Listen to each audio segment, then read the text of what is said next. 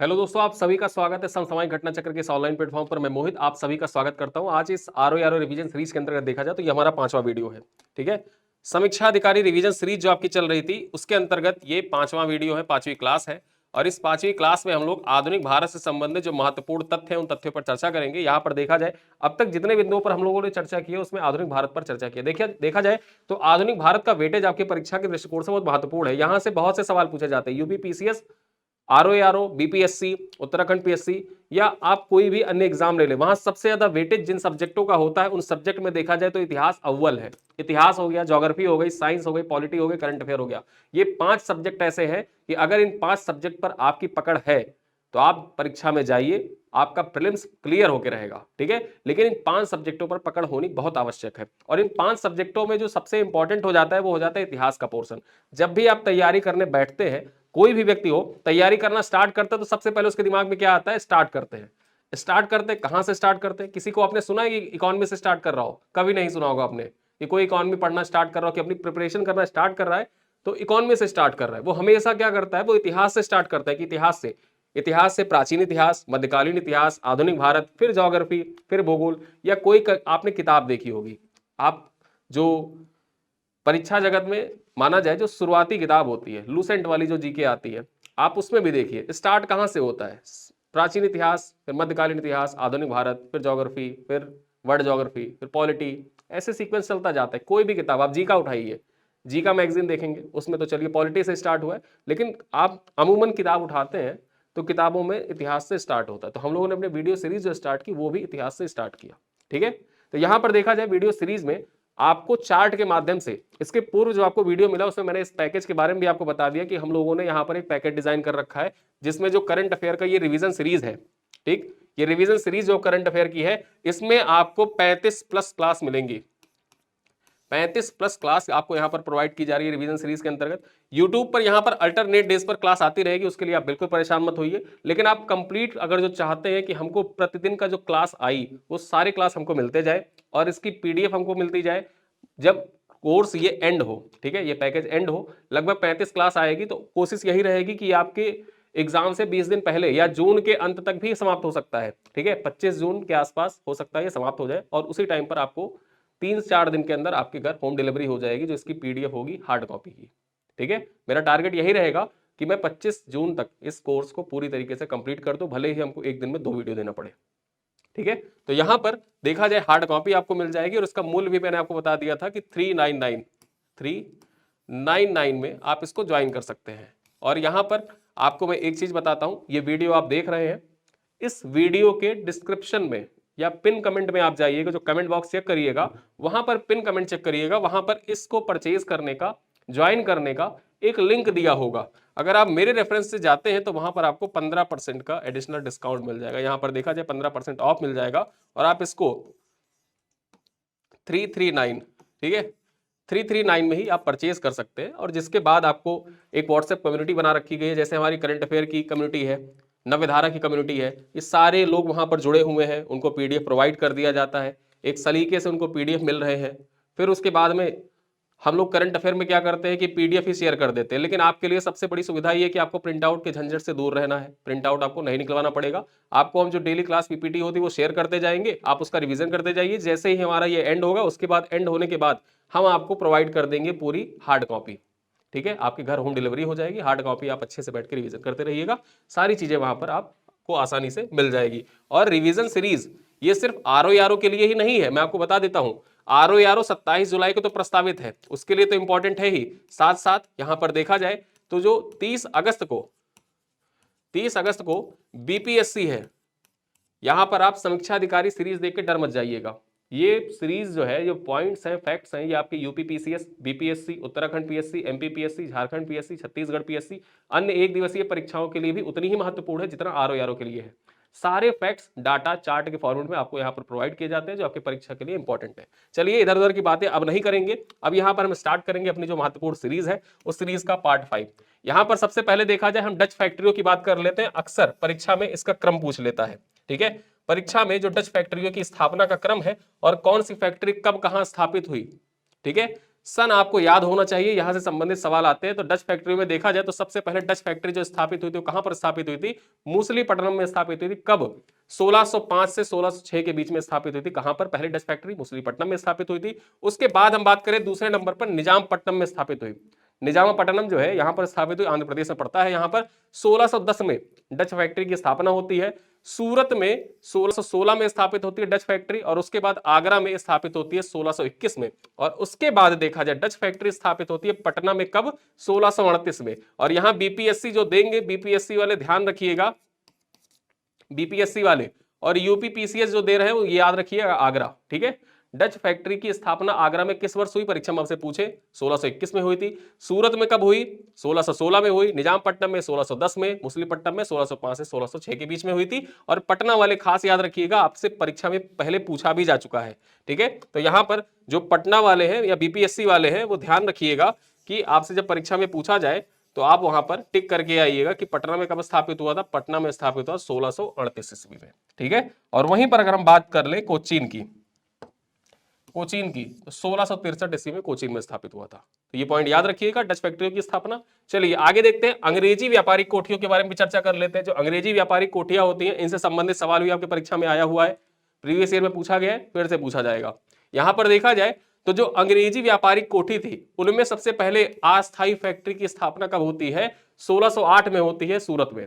ठीक है, 1608 में सूरत में स्थापित होती है अस्थायी फैक्ट्री, और वापस से स्थायी फैक्ट्री स्थापित हो जाती है 1613 में। अंग्रेजों की पहली व्यापारिक स्थायी कोठी कहां पर स्थापित हुई? सूरत में स्थापित हुई। कब स्थापित हुई? 1613 में स्थापित हुई, ये याद रखिएगा। दूसरी फैक्ट्री कहां पर खुलती है अंग्रेजों की? मूसलीपट्टनम में खुलती है। कब खुलती है? 1611 में खुलती है।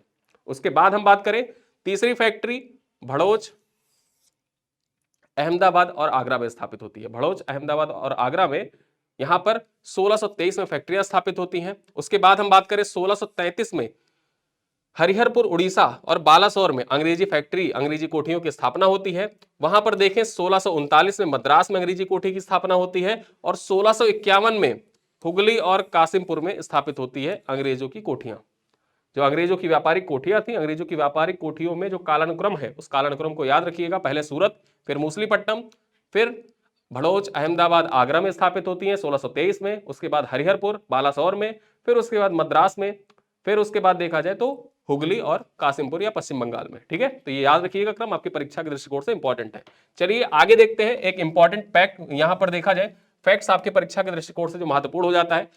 यूपीपीसीएस 2022 में और यूपीपीसीएस 2023 में ऐसे सवाल क्रम से पूछे गए हैं। और माधव नारायण राव वाला प्रश्न आपको याद होगा, जहां तक आपने देखा होगा, अगर आपने पीवाईक्यू एनालाइज किया है तो आपको एक चीज पता चलेगा वहां पर कि 2022 और 2023 में सेम क्वेश्चन पूछा गया। जो मराठों का कालानुक्रम था, ठीक है, मराठा पेशवाओं का जो क्रम था वो पूछ लिया गया था, तो वहां मराठा पेशवाओं का क्रम पूछा गया। अब आपको कुछ चीजें और भी याद रखनी होगी, जैसे अवध के नवाबों का क्रम याद रखना होगा, जो उत्तरवर्ती मुगल सम्राट है उनका क्रम याद रखना होगा। ये सवाल आपसे परीक्षा में पहले पूछा जा चुका है, भविष्य में फिर पूछा जाएगा इस क्रम से संबंधित सवाल, आरओ पूछ सकता है। ठीक है, तो इस वजह से जो भी इंपॉर्टेंट पॉइंट्स है, फैक्ट्स है, उन सबको चार्ट के फॉर्मेट में आपके सामने प्रेजेंट करने का प्रयास किया गया है।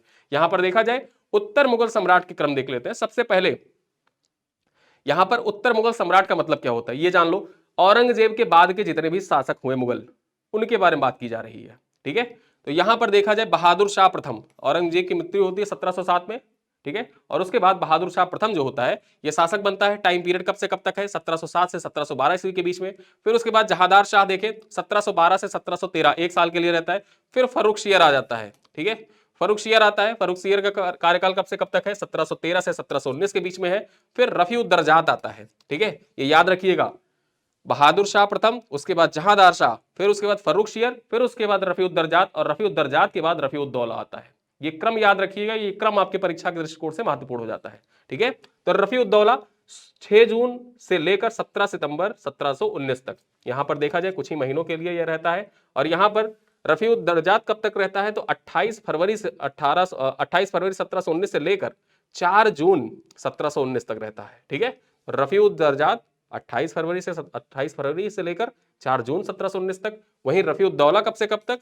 तो ये 6 जून से 17 सितंबर 1719 तक रहता है। उसके बाद आता है मोहम्मद शाह रंगीला।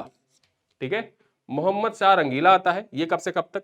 1719 से 1748 के बीच तक रहता है। उसके बाद आता है अहमद शाह, ठीक है। अहमद शाह कब से कब तक? तो अहमद शाह जो है ये 1748 से 1754 के बीच में मुगल सम्राट रहता है, ठीक है। और अहमद शाह के बाद आता है आलमगीर द्वितीय, आलमगीर सेकंड। आलमगीर सेकंड जो है ये 1754 से यहां पर देखा जाए तो 1759 तक शासक रहता है, मुगल सम्राट रहता है। उसके बाद हम शाह आलम की बात कर लेते हैं, शाह आलम द्वितीय। शाह आलम द्वितीय यहां पर बात करें तो इसी के टाइम पीरियड में बक्सर का युद्ध होता है। अगर आपसे परीक्षा में पूछे कि जो प्लासी का युद्ध हुआ था वो किसके टाइम पीरियड पर हुआ था, तो वो आलमगीर के टाइम पीरियड पर हुआ था, ठीक है, आलमगीर के टाइम पीरियड पर, याद रखना। और वहीं पर बक्सर का युद्ध किसके टाइम पीरियड पर हुआ, तो बक्सर का युद्ध जो होता है वो शाह आलम द्वितीय के टाइम पीरियड पर होता है, ठीक है। तो दोनों का टाइम पीरियड याद रखिएगा और ये कालानुक्रम जो आपके समक्ष यहां पर प्रस्तुत किया गया है ये कालानुक्रम भी याद रखिएगा। आगे हम बात कर ले अकबर द्वितीय के बारे में, ठीक है। तो अकबर द्वितीय जो है ये 1806 से 1837 के बीच में, 1806 से 1837 के बीच में मुगल सम्राट रहता है। और वहीं पर अंतिम मुगल सम्राट कौन था, तो अंतिम मुगल सम्राट था बहादुर शाह द्वितीय या बहादुर शाह जफर जिसको आप कहते हैं, ठीक है। बहादुर शाह प्रथम, उत्तरवर्ती मुगल सम्राटों में बहादुर शाह प्रथम से शुरू हो रहे हैं और बहादुर शाह सेकंड पे खत्म हो रहे हैं, ठीक है। तो ये क्रम याद रखिएगा, बहादुर शाह सेकंड या जफर के नाम से जिसको आप जानते हैं, ये 1837 से 1857 की क्रांति तक मुगल सम्राट था, ठीक है। 1857 की क्रांति होती है, फिर इसको रंगून भेज दिया जाता है, जहां पे एक गाना भी बना हुआ है, मेरे पिया गए रंगून वहां से किया है टेलीफोन, ठीक है। तो रंगून भेज दिया जाता है। रंगून कहां पर? म्यांमार में पड़ता है। चलिए आगे हम बात करते हैं। यहां पर तो हमने उत्तरवर्ती मुगल सम्राट के बारे में चर्चा कर ली। अब क्रम है अवध के नवाबों का, क्योंकि हम आरओ की परीक्षा दे रहे हैं और आरओ में देखा जाए तो यूपी स्पेशल के जो सवाल होते हैं उनसे संबंधित सवाल आपके परीक्षा में पूछे जाते हैं। यूपी स्पेशल वाले जो टॉपिक होते हैं उनको याद रखिए और विशेष फोकस रखिए। उत्तर प्रदेश स्पेशल कहीं भी अगर जो ऐसा आपको दिखता है तो उस पर आप पिन पॉइंट करके हाईलाइट करते चलिए। अवध के नवाबों का क्रम देख लेते हैं, आपके परीक्षा के दृष्टिकोण से इंपॉर्टेंट भी है। सबसे पहले जो अवध का नवाब था, पहला अवध का नवाब कौन था, उसका नाम था शहादत खान, ठीक है। शहादत खान कब से कब तक? 1722 से 1739 के बीच में रहता है। और उसके बाद आता है शहादत खान के बाद सफदर जंग, ठीक है। सफदर जंग जो है ये 1739 से 1754 के बीच में रहता है, 1739 से 1754 के बीच में, ठीक है। सुजाउद्दौला 1754 से 1775 के बीच में, ठीक है। बक्सर का युद्ध और प्लासी का युद्ध, दोनों युद्ध जब हुए उस टाइम पर अवध का नवाब कौन था? सुजाउद्दौला था, ठीक है। यहां पर हम बात कर ले अस्फउद्दौला के बारे में बात कर लेते हैं। अस्फउद्दौला 1775 से 1797 के बीच में रहता है, ठीक है। उसके बाद हम वजीर अली की बात कर ले। वजीर अली जो है ये भी अवध के नवाब रह चुके हैं। 1797 से लेकर 1798 के बीच 1 साल तक के लिए ये थे।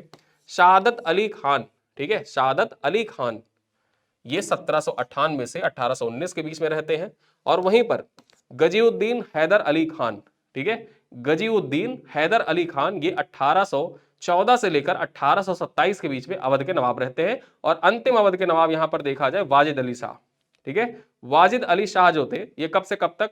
ये 1847 से लेकर 1856 के बीच में ये रहते हैं। और फिर उसके बाद में क्या होता है? आउटरम आता है। आउटरम रिपोर्ट के आधार पर कुशासन का आरोप लगाकर अवध का विलय कर लिया जाता है अंग्रेजी सरकार में। अंग्रेजी हुकूमत यही तो करती है। 1857 की क्रांति से पूर्व अवध क्यों कूदा? 1857 की क्रांति में कुशासन का आरोप लगाकर, ठीक है, अवध को हड़प लिया गया। और अंतिम नवाब कौन थे? वाजिद अली शाह थे, ठीक है। तो ये याद रखिएगा, ये क्रम याद रखिए और नवाबों के बारे में आप जाने भी रहिए। आपके तो परीक्षा के लिए तो इंपॉर्टेंट है, यहां पर ये प्रीलिम्स के लिए तो महत्वपूर्ण है ही। यूपी पीसीएस आप देंगे, मेंस देंगे, जीएस पेपर 5 के लिए भी इंपॉर्टेंट है, ठीक है। चलिए आगे देखा जाए 18वीं शताब्दी के स्वतंत्र नवीन राज्य और उनके संस्थापक। जो नवीन राज्यों का उदय हुआ 18वीं शताब्दी में, 18वीं शताब्दी में जब नवीन राज्यों का उदय हुआ तो उनके संस्थापक के बारे में आपको जानना जरूरी है। परीक्षा में मिलान से संबंधित सवाल यहां पर पूछे जाते हैं, ठीक है। तो जो हैदराबाद स्वायत्त राज्य की स्थापना हुई, तो हैदराबाद स्वायत्त राज्य की स्थापना किसके द्वारा की गई? निजाम उल मुल्क के द्वारा, जिसको चिनकलीस खान के नाम से भी जानते हैं, ठीक है। चिनकलीस खान के नाम से भी आप जानते हैं। और इसको निजामुल मुल्क इसकी उपाधि थी, निजामुल मुल्क चिनकलीस खान के द्वारा, ठीक है, इसकी स्थापना की गई थी। वहीं पर देखा जाए कर्नाटक की स्थापना किसके द्वारा की गई थी? तो कर्नाटक जो था इसकी स्थापना सादतुल्लाह खान के द्वारा की गई थी। सादतुल्लाह खान के द्वारा की गई थी। सादत खान अवध का संस्थापक था, जबकि सादतउल्लाह खान जो था ये कर्नाटक का संस्थापक था। कर्नाटक स्वायत्त जो राज्य था उसका उदय सादतउल्लाह खान के नेतृत्व में हुआ था, ठीक है। आगे देखा जाए बंगाल। बंगाल की स्थापना, बंगाल देखा जाए जो नवीन राज्य था और उसके संस्थापक, बंगाल राज्य के संस्थापक मुर्शीद कुली खान को माना जाता है। ठीक है, मुर्शीद कुली खान। अवध का संस्थापक किसको माना जाता है? अवध का संस्थापक शहादत खान को माना जाता है। शहादत उल्ला खान और शहादत खान में कंफ्यूज मत होना। मैसूर देखें तो मैसूर, जो मैसूर राज्य का उदय हुआ हैदर अली के नेतृत्व में होता है। और वहीं पर जो केरल है, जिसको आप त्रावणकोर के नाम से उस टाइम पर जानते थे, तो त्रावणकोर रियासत का जो उदय हुआ वो मार्तंड वर्मा जो थे उनके नेतृत्व में हुआ। और मार्तंड वर्मा के ही वंशज थे जो राजा रवि वर्मा थे। जो आप आजकल देवी देवताओं के चित्र देखते हैं ना, कैलेंडर देखते हैं, तो पहली बार जो देवी देवताओं का चित्रण था वो राजा रवि वर्मा के द्वारा ही किया गया था।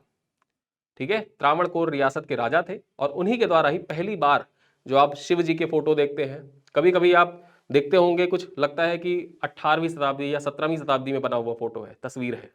तो 18वीं शताब्दी की जो तस्वीरें आप देखते हैं ना सोशल मीडिया पर, वो तस्वीरें देखा जाए तो रवि वर्मा की है। अभी आप गूगल पे जाइएगा, सर्च करिएगा, आप चीजों को देखा करिए, आप चीजों को प्रैक्टिकली देखा करिए। ठीक है, मेरे ओरली बता देने से आप उन चीजों को एक बार देखेंगे, मतलब मैं बताऊंगा, आप हो सकता है देखें भूल जाए, शायद भूल जाए।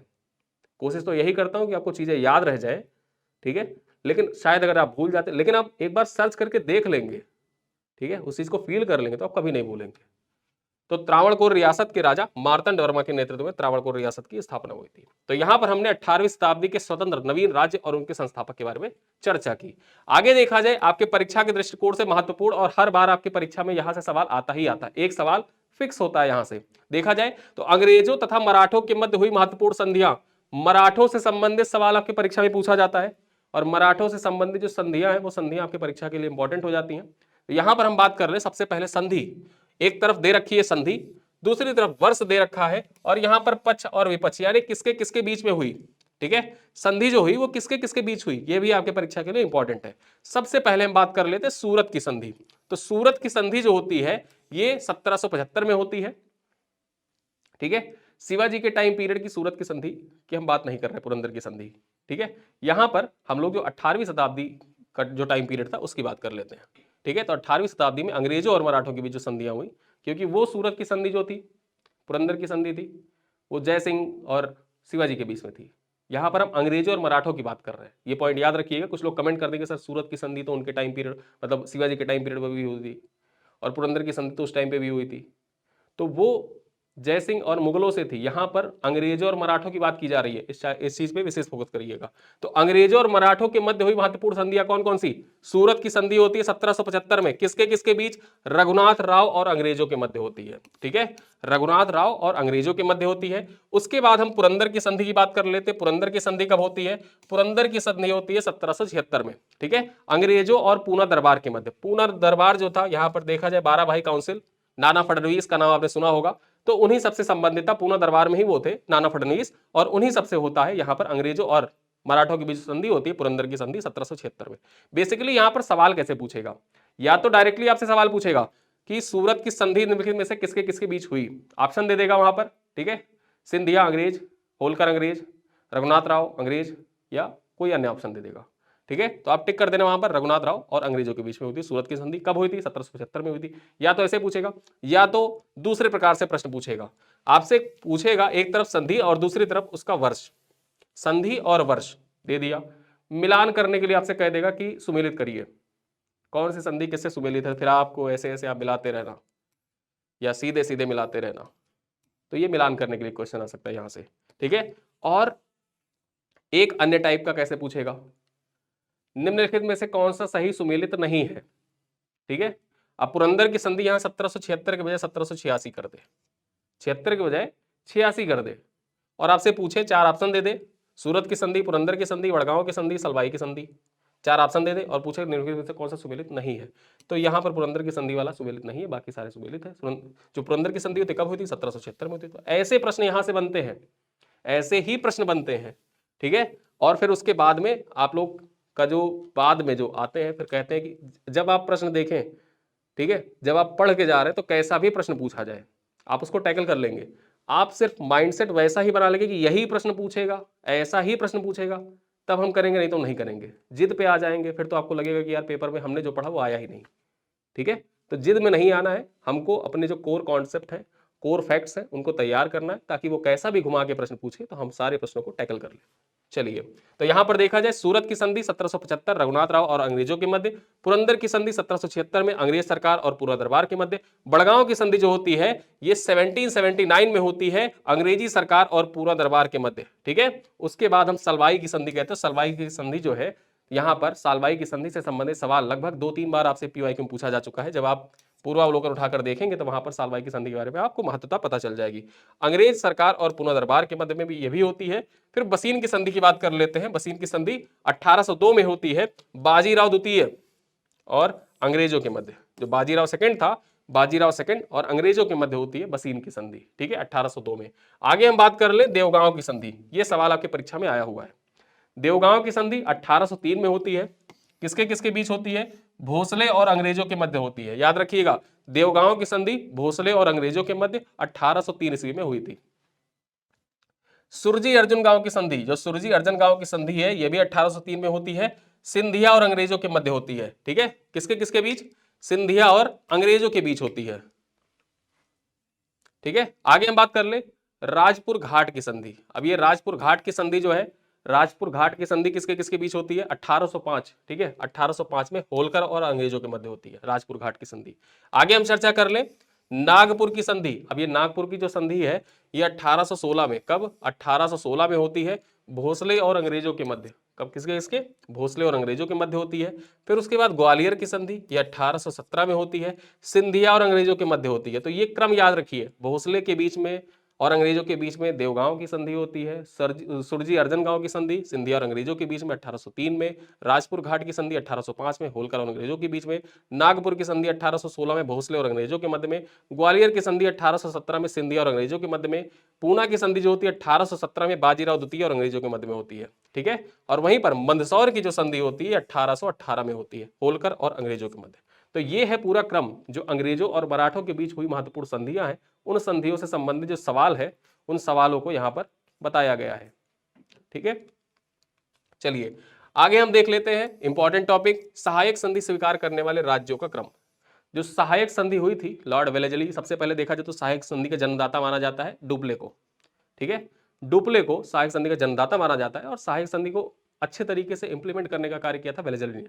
ठीक है, लॉर्ड वेलेजली ने। अब यहां पर देखा जाए तो सहायक संधि स्वीकार करने वाले जो राज्य हैं उन राज्यों का क्रम याद रखिए। कौन सा राज्य ने सबसे पहले सहायक संधि स्वीकार की? इनसे संबंधित सवाल आपके परीक्षा में पूछे जाते हैं। ठीक है, पूछे जाते रहे। तो यहां पर आप तैयार करके रखिए। सबसे पहले तो मैं आपको शॉर्टकट बता देता हूं, HMT। HMT, ठीक है, HMT याद रखना। HMT घड़ी, जो घड़ी होती है ना HMT, तो HMT घड़ी से याद रखना, H से हैदराबाद, M से मैसूर और T से तंजावुर। ठीक है, तो तंजौर, मैसूर और हैदराबाद, ये क्रम आप याद रखना। ठीक है, ये क्रम HMT याद रखना, HMT से आप इसको टैकल कर लोगे। सहायक संधि स्वीकार करने वाले राज्य, हैदराबाद ने कब स्वीकार किया? 1798 में स्वीकार किया। मैसूर ने कब स्वीकार किया? 1799 में स्वीकार किया। तंजावुर ने कब स्वीकार किया? 1799 में स्वीकार किया। अवध ने कब स्वीकार किया है? 1801 में स्वीकार किया। पेशवा ने कब स्वीकार किया? ठीक है, जो पेशवा थे, पेशवाओं ने 1802 में सहायक संधि स्वीकार की। वहीं पर भोसले ने कब स्वीकार की? भोसले ने 1803 में स्वीकार की। और सिंधिया ने कब स्वीकार की? तो 1804 में स्वीकार की। ठीक है, तो यहाँ पे जो सहायक संधि और सहायक संधि का क्रम है उसको हमने देखा। सहायक संधि से संबंधित जो महत्वपूर्ण सवाल आपके परीक्षा में आते हैं उनको हमने देख लिया। ठीक है, चलिए आगे देखें। 1857 ईस्वी के विद्रोह से संबंधित प्रमुख पुस्तकें और उनके लेखक। यहां से संबंधित सवाल, जो किताबें होती हैं, किताबों से संबंधित सवाल आपके परीक्षा में आता ही है। ठीक, और किताबों से संबंधित जो सवाल आते हैं उस सवालों के क्रम में आपके एग्जाम के दृष्टिकोण से इंपॉर्टेंट ये भी है कि यहाँ पे सवाल कैसे, या तो मिलान करने के लिए पूछते हैं। ठीक है, या तो मिलान करने के लिए पूछ ले, या तो सीधे सीधे वन लाइनर में आपसे पूछ सकता है, या तो पूछ सकता है कौन सा सही सुमेलित नहीं है। 3 प्रकार से यहाँ से सवाल बन सकते हैं, तो याद रखिए। The Indian war of independence 1857, ये किसके द्वारा लिखी गई है? विनायक दामोदर सावरकर के द्वारा लिखी गई किताब है। वहीं पर हम बात करें 1857 द ग्रेट रिवॉल्ट, ये किताब किसके द्वारा लिखी गई है? अशोक मेहता के द्वारा लिखी गई है। The peasant and the Raj, the peasant and the Raj, ये किसके द्वारा? एरिक थॉमस स्टोक्स के द्वारा लिखी गई है। ये किताब याद रखिएगा, द पीजेंट एंड द राज, किताब किसने लिखी है? एरिक थॉमसन के द्वारा लिखी गई है। आगे देखें, द हिस्ट्री ऑफ द सिपाही वॉर इन इंडिया, ठीक है। द हिस्ट्री ऑफ द सिपाही वॉर इन इंडिया, ये किताब किसने लिखी है? जॉन विलियम काय ने लिखी है। नाम याद रखिए, ये सारे किताब इंपॉर्टेंट है। पहली बार हो सकता है बहुत से लोग ऐसे हो जो पहली बार आपने the Indian war of independence का नाम सुन रखा होगा, ठीक है, द ग्रेट रिवॉल्ट का नाम सुन रखा होगा, असबागते बगावते हिंद का नाम सुन रखा होगा, लेकिन आपने द पीजेंट एंड इंडियन राज का नाम, हो सकता है बहुत से लोग ऐसे जो पहली बार सुन रहे हो सकता है बहुत से लोग ऐसे हो द हिस्ट्री ऑफ द सिपाही वॉर इन इंडिया का नाम पहली बार सुन रहे हो। ये 1857 में लिखी हुई क्रांति के ऊपर किताबें हैं। किसने लिखी है ये किताब? जॉन विलियम काय ने लिखी है। और वहीं पर द पीजेंट एंड राज किसने लिखी है? एरिक थॉमस स्टोक्स ने लिखी है। आगे हम बात कर ले असबान बगावते हिंद, ये किताब किसने लिखी है? सर सैयद अहमद खान के द्वारा लिखी गई है, ठीक है। सर सैयद अहमद खान के द्वारा असबागते बगावते हिंद नामक किताब लिखी गई थी 1857 की क्रांति के ऊपर। आगे हम देखें द सिपाही mutiny and the revolt of 1857, ठीक है, ये किसने लिखी है? आरसी मजूमदार के द्वारा लिखी गई है। ये किताब का नाम याद रखिएगा, द सिपाही mutiny and the revolt of 1857, RC Majumdar ने लिखी है। The college of the Indian revolt, the college of the Indian revolt, ये किसने लिखी है? सर सैयद अहमद खान ने लिखी है, ठीक है। तो यहां पर आपने देखा सर सैयद अहमद खान ने 2 किताबें लिखी है, असबान बगावते हिंद और the college of the India's revolt 1857, Sir Syed Ahmad Khan के द्वारा ही लिखी गई है। और द सिपाही म्यूटनी ऑफ 1857, ये किसने लिखी है? एच पी चट्टोपाध्याय के द्वारा लिखी गई है। किसके द्वारा? द सिपाही म्यूटनी ऑफ 1857, एच.पी. चट्टोपाध्याय। तो यहां पर हमने किताबों के बारे में चर्चा कर ली जो 1857 की क्रांति से संबंधित सवाल है। और यहां पर देखा जाए जब सिपाही mutiny and the revolt of 1857 आपसे उत्तराखंड पीसीएस के मुख्य परीक्षा में 8 नंबर का सवाल पूछ लिया था, ठीक है, सन 2021 का मेंस 8 नंबर का सवाल पूछा था मेंस में। सीधे सीधे किताब का नाम दे दिया, द सिपाही म्यूटनी ऑफ, ठीक है, द सिपाही mutiny and the revolt of 1857, किताब के बारे में उल्लेख करिए, ठीक। 8 नंबर का सवाल 125 शब्द में उल्लेख करना था मेंस में। उस टाइम लिख रहा था, मुझे लगा कि वन लाइनर हम याद करते थे और वन लाइनर याद करने के बाद किताब के बारे में पूछ लेगी, इस किताब के बारे में डिटेल करिए। चलिए आगे हम बात कर लेते हैं नागरिक और आदिवासी विद्रोह। यहां से संबंधित सवाल आपकी परीक्षा में पूछे ही जाते हैं। जो नागरिक और आदिवासी विद्रोह है, आप यूपी पीसीएस 2018 का पेपर उठाइए, 2021 का पेपर उठाइए, 2023 का पेपर उठाइए, सवाल आए हुए हैं यहाँ से। फिर से पूछा जाएगा, आरओ का पेपर उठा के आप देख लीजिए, पूछे गए सवाल यहाँ से, ठीक है। तो चलिए हम बात करते हैं यहाँ पर, एक तरफ विद्रोह का नाम है, दूसरी तरफ नेतृत्वकर्ता दे रखा है, तीसरी तरफ स्थान दे रखा है वो कहां पर हुआ, और चौथी तरफ काल दे रखा है, यानी किस टाइम पीरियड में हुआ, ठीक है। तो यहां पर सबसे पहले हम बात करते हैं सन्यासी विद्रोह के बारे में। सन्यासी विद्रोह जो है, इसके जो नेतृत्व करता है भवानी पाठक और देवी चौधरानी, कहां पर होता है? बंगाल में होता है। कब से कब तक? 1770 से 1820 के बीच में होता है। फकीर विद्रोह कब होता है? फकीर विद्रोह जो होता है यहां पर देखा जाए 1776 से 1777 के बीच में बंगाल में होता है, और मजनू शाह इसके प्रमुख नेतृत्व करता थे फकीर विद्रोह के। वहीं पर हम देखें तो पागलपंथी विद्रोह जो है, पागलपंथी विद्रोह के जो नेतृत्व करता थे वो करम शाह थे, बंगाल में होता है 1825 से 1837 ईस्वी के बीच में, ठीक है। आगे हम बात करें पाइका विद्रोह। पाइका विद्रोह जो है बक्सी जगत बंधु विद्याधर इसके प्रमुख नेतृत्व करता थे, उड़ीसा में होता है, ठीक है, और 1817 से 1825 में होता है। आपको एक चीज याद होगा, 2018 यूपीएससी 2018 पाइका विद्रोह से संबंधित सवाल आया। क्यों आया? 100 साल पूरे हो रहे थे। ऐसे इतिहास के इवेंट जिनके 100 साल पूरे हो रहे हैं, ठीक है, जिनके 100 साल 2025 में पूरे हो रहे हैं, आपके परीक्षा के दृष्टिकोण से इंपॉर्टेंट है, उनको आप देख कर जाइएगा, वहां से संबंधित सवाल आपके एग्जाम में पूछा जाएगा, ठीक।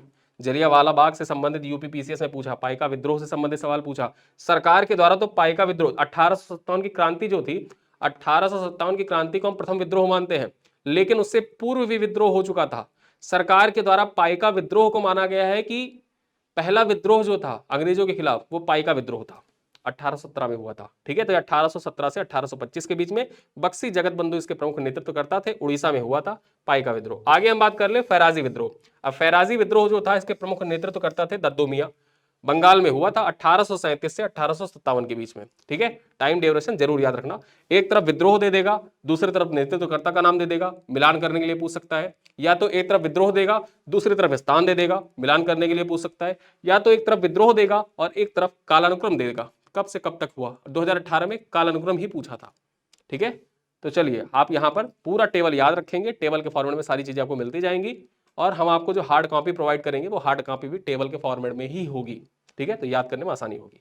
चलिए अहोम विद्रोह के बारे में बात कर लेते हैं। तो गोमधर कुंवर इसके प्रमुख नेता थे और असम, ठीक है, असम देखा जाए तो असम में अहोम विद्रोह हुआ था 1828 से 1833 के बीच में। यूनेस्को के द्वारा अहोम जो राजवंश था वहां पर जो मुर्दा दफन प्रणाली थी, ठीक है, अहोम मोइदम्स, उसको यूनेस्को का वर्ल्ड हेरिटेज साइट में 2024 में डिक्लेयर किया गया है। गडकरी विद्रोह जो हुआ था ये दाजी कृष्ण पंडित के नेतृत्व में हुआ था, महाराष्ट्र में हुआ था। गडकरी विद्रोह कहां पर हुआ था? महाराष्ट्र में हुआ था और 1844 में हुआ था। आगे देखें वहाबी आंदोलन, वहाबी आंदोलन के बारे में बात कर लेते हैं। यहां पर प्रमुख विद्रोह है, प्रमुख विद्रोहों के बारे में चर्चा कर रहे हैं। तो वहाबी आंदोलन जो हुआ यह 1830 से 1860 ईस्वी के बीच में हुआ। प्रमुख क्षेत्र कौन सा था? प्रमुख क्षेत्र था पटना। और प्रमुख नेता कौन थे? सर सैयद अहमद खान इसके प्रमुख नेता थे। वहीं पर हम कोका आंदोलन की बात कर लें तो कोका आंदोलन जो था यह 1840 से 1872 के बीच में होता है। उत्तर पश्चिम सीमा प्रांत, ठीक है, उत्तर पश्चिम सेन प्रांत जो था, सेन सीमा प्रांत यहीं पर होता है। जवाहर भगत मल, ठीक है, भगत जवाहर मल जो थे, जिनको आप साहब के नाम से भी जानते हो, साहब भगत जवाहर मल के नेतृत्व में हुआ था। भील आंदोलन जो था, भील विद्रोह जो था, भील विद्रोह होता है 1870 से 1837 के बीच में एक होता है, और एक होता है 1821 से 1821 से बीच में 1920 तक, ठीक है, भील विद्रोह। कितना लंबा टाइम पीरियड तक धीरे धीरे चलता रहा। यहां पर देखा जाए तो इसका जो क्षेत्र था वो महाराष्ट्र और राजस्थान था।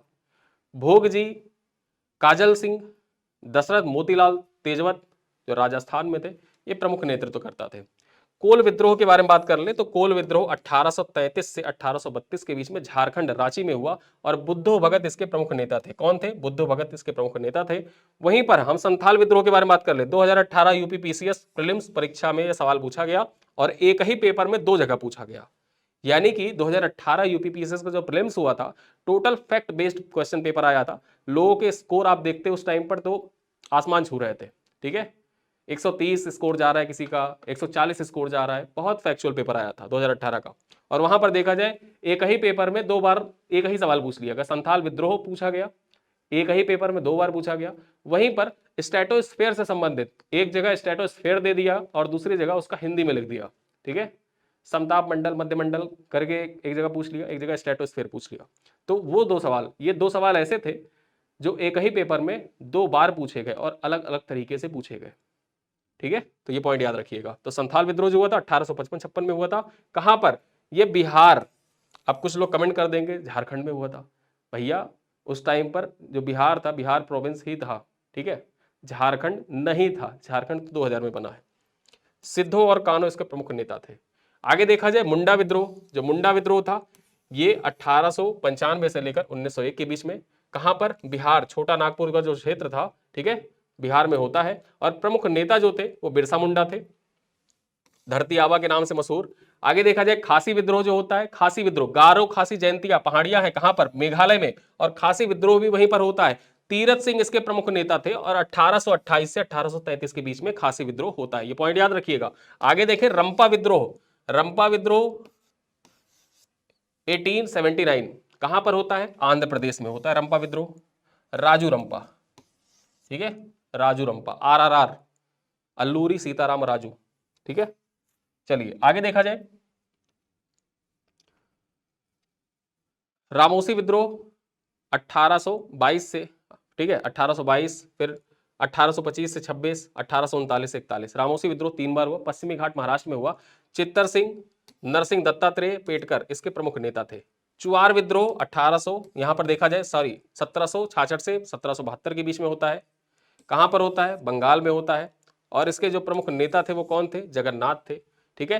हो विद्रोह जो है ये हो विद्रोह होता है 1795 से 1816 के बीच में और 1820 से 1822 के बीच में और 1831 से 1837 के बीच में। और ये हो विद्रोह होता कहां पे है? ये हो विद्रोह छोटा नागपुर में, ठीक है, छोटा नागपुर में होता है। और हो आदिवासी जो थे, हो आदिवासियों के द्वारा ही हो विद्रोह किया गया था।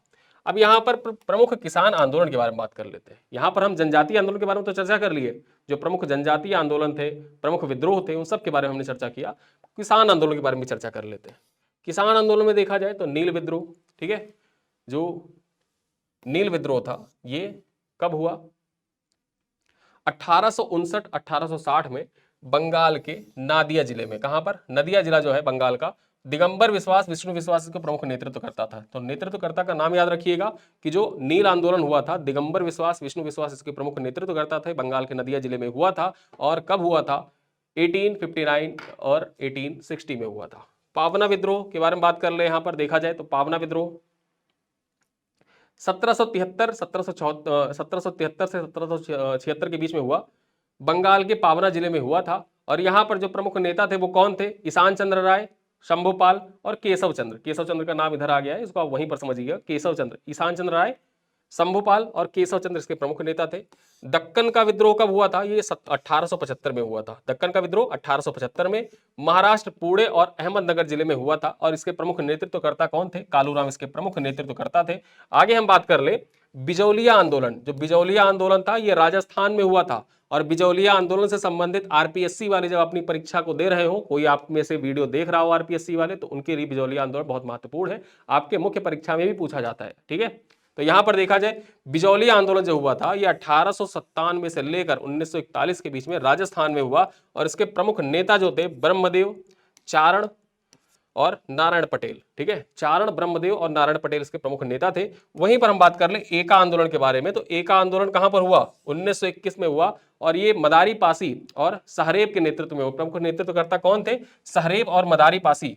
ठीक है, एका आंदोलन। और एका आंदोलन से संबंधित सवाल देखा जाए तो UP PCS mains 2023, UP PCS 2023 mains में सवाल पूछा गया आपसे। ठीक है, तो एका आंदोलन जो था इसका क्षेत्र क्या था? बेसिकली जो अवध का क्षेत्र था, अवध क्षेत्र में हुआ था। और अवध क्षेत्र में अवध, हरदोई, बहराइच, सीतापुर, सुल्तानपुर का जो क्षेत्र था वहीं पर एका आंदोलन हुआ था मदारी पासी और सहरेब के नेतृत्व में 1921 में। तो ये पॉइंट याद रखिएगा, आपके एग्जाम के दृष्टिकोण से बहुत महत्वपूर्ण है। आगे देखा जाए मोपला विद्रोह।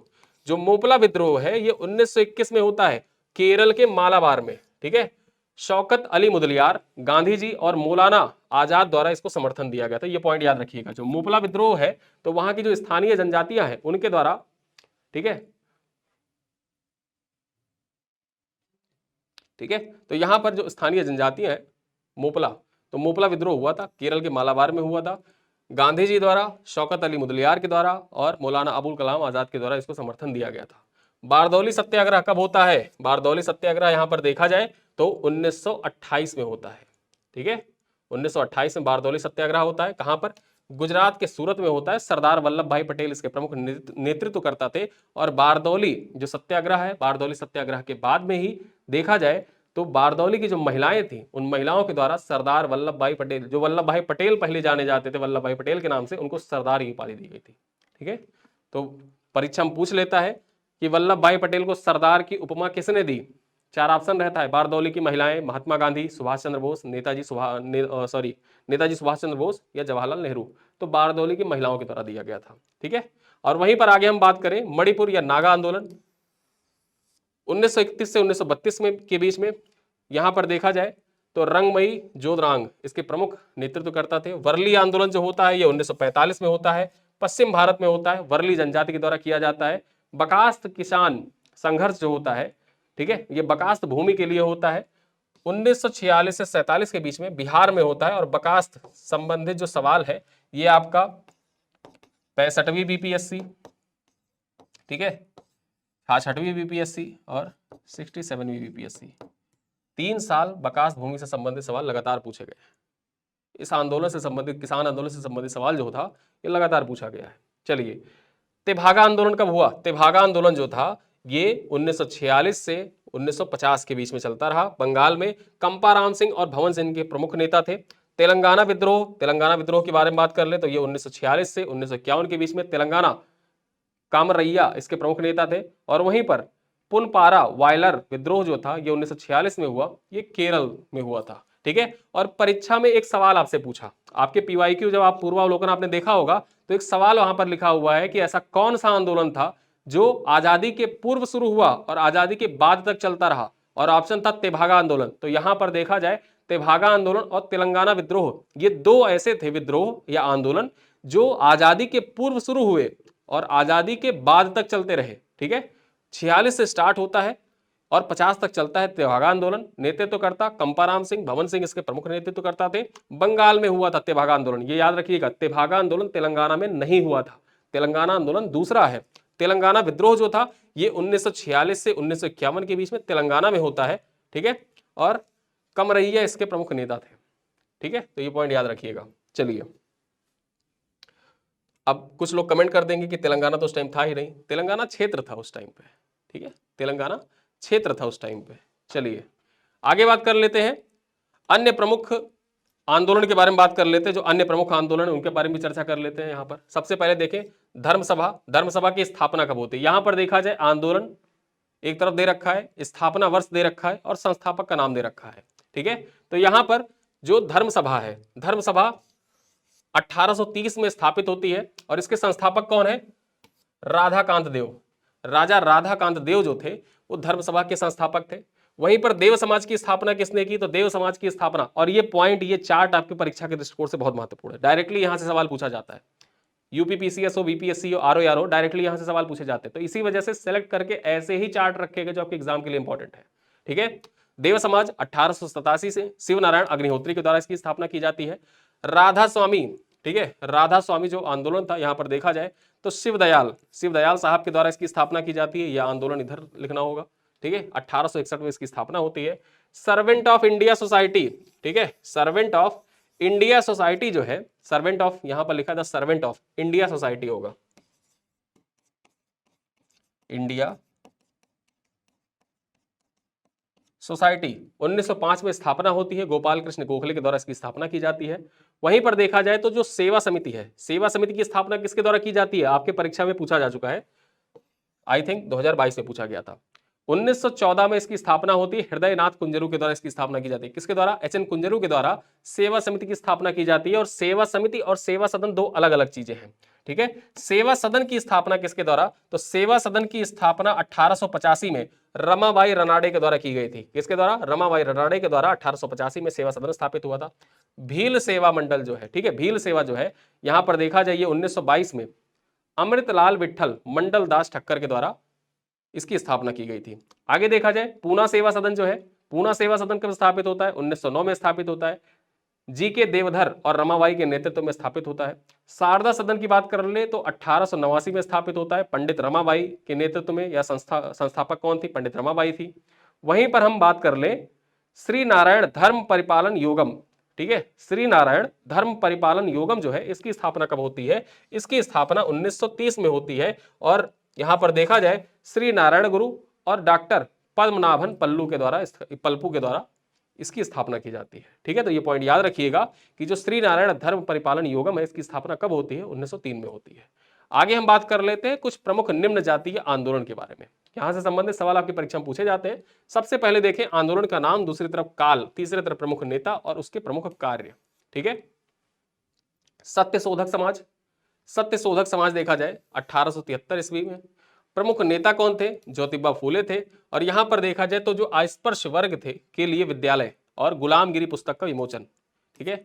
जो सत्यशोधक समाज था उसी के संस्थापक थे ज्योतिबा फूले, और इन्होंने अस्पृश्यता का उन्मूलन करने के उद्देश्य से कदम उठाया था और गुलामगिरी किताब की भी रचना की थी, और उसी का विमोचन जो था वो सत्यशोधक समाज के द्वारा ही किया गया था। अरल्वीपुरम आंदोलन जो था, यहां पर देखा जाए 1888 ईस्वी में श्री नारायण गुरु के नेतृत्व में संचालित किया गया था। और बेसिकली ये जो था ये धार्मिक सुधार कार्य करने के लिए बनाया गया था, ठीक है। जो आंदोलन था ये धर्म सुधार के लिए चलाया गया था। आगे हम बात कर लेते हैं आत्मसम्मान आंदोलन। ये जो आत्मसम्मान आंदोलन है ये 1920 में चला और रामास्वामी नायकर के नेतृत्व में चला था। ब्राह्मणवाद के विरोध में मंदिरों में जबरन प्रवेश, तमिल भाषा में रामायण की रचना इनके द्वारा की गई थी। रामास्वामी नायकर जो थे, इन्हीं के द्वारा तमिल भाषा में सच्ची रामायण की रचना की गई थी। कौन सा रामायण, सच्ची रामायण,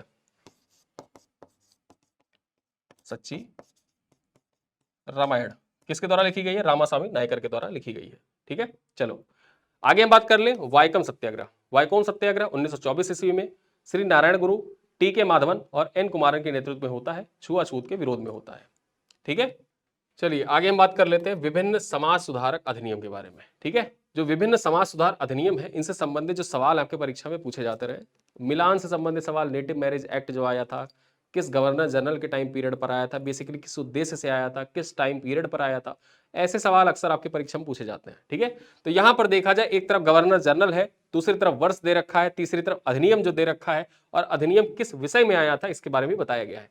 यहां पर देखें तो वेलेस्ली के टाइम पीरियड पर 1802 में बालिका शिशु हत्या पर रोक से संबंधित विधेयक आया था, अधिनियम आया था, और बेसिकली इसका उद्देश्य क्या था, तो इसका विषय था शिशु हत्या पर पूर्णतः प्रतिबंध लगाना। ठीक है, तो शिशु हत्या पर पूर्णतः प्रतिबंध लगाने के संबंधित जो अधिनियम था, यह किस गवर्नर जनरल के टाइम पीरियड पर आया था, लॉर्ड वेलेस्ली के टाइम पीरियड पर आया था 1802 में। आगे हम बात कर रहे हैं विलियम बेंटिक के टाइम पीरियड पर 1829 में सती प्रथा पर प्रतिबंध लगाने के उद्देश्य से एक अधिनियम आया, सती प्रथा उन्मूलन अधिनियम। सती प्रथा पर रोक लगाना इसका उद्देश्य था। वहीं पर हम लॉर्ड कैनिंग के बारे में बात कर रहे हैं, तो लॉर्ड कैनिंग जो विधवा पुनर्विवाह अधिनियम है, ठीक है, विधवा पुनर्विवाह अधिनियम, ये किसके टाइम पीरियड पर आया, लॉर्ड कैनिंग के टाइम पीरियड पर 1856 में आया था, और उद्देश्य क्या था, विधवा विवाह को अनुमति प्रदान करना। ईश्वर चंद्र विद्यासागर के नेतृत्व में देखा जाए तो विधवा विवाह जो था उसको अनुमति प्रदान करने के उद्देश्य से आंदोलन चलाया गया था, जिसके बाद क्या होता है कि 1856 में विधवा पुनर्विवाह अधिनियम आता है लॉर्ड कैनिंग के टाइम पीरियड पर। यहीं पर हम बात कर रहे नॉर्थ बुर्क के बारे में बात कर लेते हैं, तो 1872 में, ठीक है, नेटिव मैरिज एक्ट पारित होता है। नेटिव मैरिज एक्ट किस गवर्नर जनरल के टाइम पीरियड पर, नॉर्थ बुर्क के टाइम पीरियड पर 1872 में। अंतरजातीय विवाह को मान्यता प्रदान करना तथा बहुपत्नी प्रथा जो थी उसको समाप्त करने के उद्देश्य से इस अधिनियम को लाया गया था। लैंसडाउन के टाइम पीरियड पर 1891 में एज ऑफ कंसेंट एक्ट लाया गया, जिसमें लड़कियों की जो विवाह की आयु थी वो न्यूनतम 12 वर्ष निर्धारित की गई। ठीक है, न्यूनतम 12 वर्ष निर्धारित कर दी गई कि 12 वर्ष से छोटी अगर जो लड़की है तो उसको नाबालिग माना जाएगा। तो नेटिव जो एज ऑफ कंसेंट एक्ट आया था ये किसके टाइम पीरियड पर आया था, एज ऑफ कंसेंट एक्ट जो था वो लैंसडाउन के टाइम पीरियड पर आया था। आगे हम बात कर ले लॉर्ड इरविन के बारे में। लॉर्ड इरविन के टाइम पीरियड में देखा जाए तो 1929-30 में शारदा एक्ट आया था, और लड़कों के लिए विवाह की आयु 18 वर्ष व लड़कियों के लिए 14 वर्ष कर दी गई। ठीक है, एज ऑफ कंसेंट में जो बात कही गई थी 12 साल, उसको और बढ़ा दिया गया, उसको बढ़ा दिया गया। लड़कियों की आयु जो थी उसको 14 साल कर दी गई, और लड़कों की आयु जो विवाह की थी वो उसको 18 साल कर दिया गया। चलिए अब यहां पर प्रमुख राजनीतिक संस्थाओं के बारे में चर्चा कर लेते हैं। वीडियो बहुत लंबा हो रहा है, इस वजह से इसको यहां पर देखा जाए तो राजनीतिक संस्थाओं के बारे में हम चर्चा करेंगे, फिर उसके बाद में इस वीडियो को यहीं पर समाप्त करेंगे, और बहुत लंबे लंबे वीडियो बनाएंगे नहीं ताकि आपको बहुत बल्कि लगे। ठीक है, सबसे पहले देखा जाए जो जमींदारी एसोसिएशन था, यहां पर एसोसिएशन इधर लिख गया, ये इधर होगा, अभी मैं इसको एडिट करवा दूंगा। तो जमींदारी जो एसोसिएशन था ये 1838 ईस्वी में द्वारिकानाथ टैगोर के द्वारा इसकी स्थापना की गई थी। ठीक है, जो जमींदारी एसोसिएशन था इसकी स्थापना किसके द्वारा की गई, द्वारिकानाथ टैगोर के द्वारा की गई। जो कांग्रेस की स्थापना से पूर्व की समितियां जो थी उनसे संबंधित जो सवाल किसी ने कमेंट किया था कि सर करवा दीजिए, देख लीजिए, कांग्रेस की स्थापना के पूर्व की राजनीतिक संस्थाएं यही हैं। ठीक है, चलिए बंगाल ब्रिटिश इंडिया सोसाइटी, यहां पर देखा जाए ये भी इधर हो गया है इंडिया सोसाइटी। तो बंगाल ब्रिटिश इंडिया सोसाइटी जो थी इसकी स्थापना 1843 में होती है, किसके नेतृत्व में, जॉर्ज थॉमसन के नेतृत्व में होती है।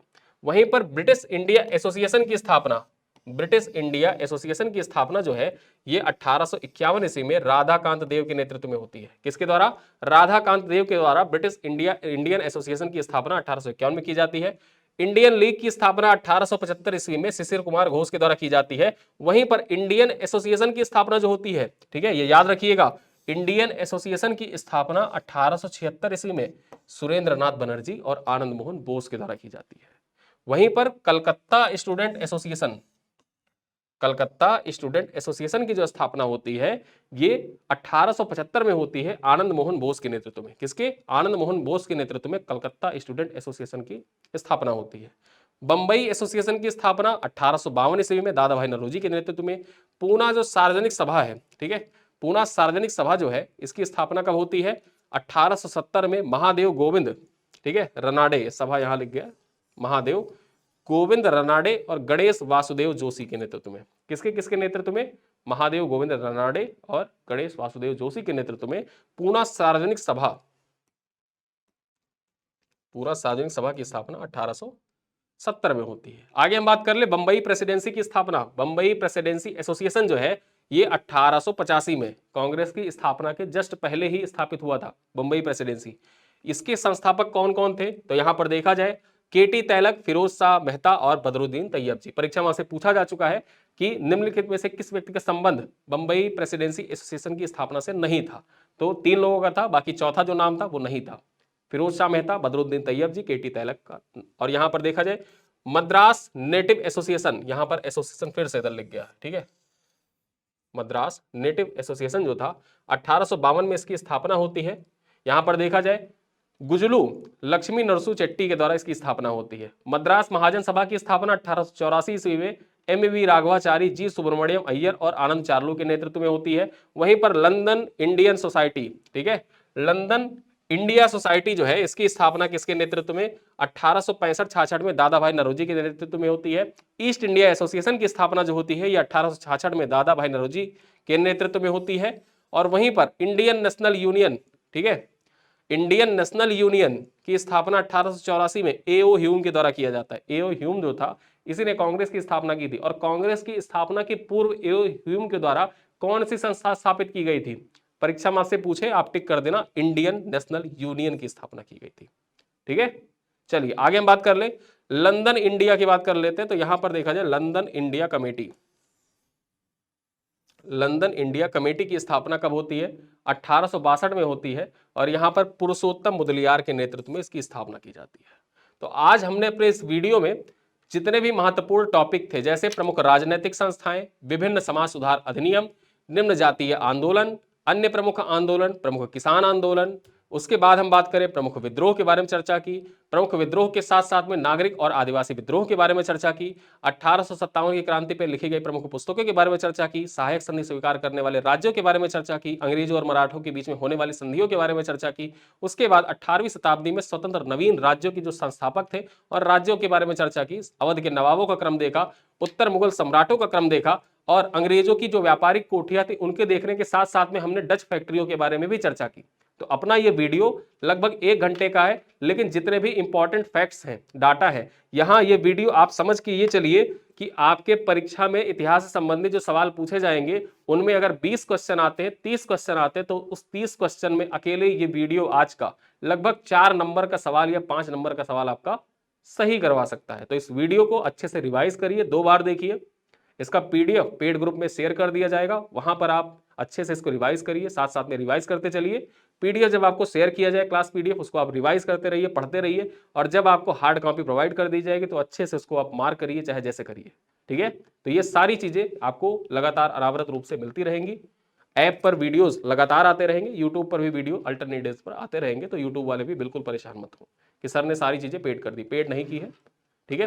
पेड बस जो क्लासेस है, क्लासेस की पीडीएफ और हार्ड कॉपी पेड है, ठीक है।